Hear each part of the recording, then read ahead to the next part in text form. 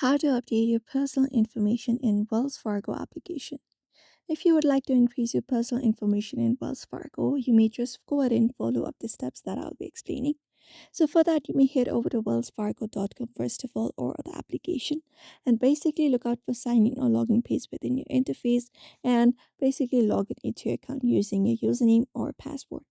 Once you are logged in order to update your information, once you are logged in, you may locate and tap on your account. Your profile icon usually found in the top right corner of the application.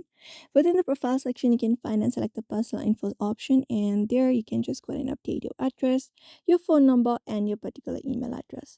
If you need to change your name, you will need to visit the Wells Fargo branch near you. You can head over there and directly contact them, and they will also help you update your address, phone number, email address apart from your name. And you need to bring your updated photo ID and any supporting documents if you would like to change or update your information on your particular bank. And for your convenience, you can schedule a appointment within the bank or at your local branch. And that way you can just go ahead and update your Wells Fargo profile information very easily. So that's it. You may follow up this method. So I hope this video was helpful. Give it a thumbs up and subscribe for more tips and tutorials.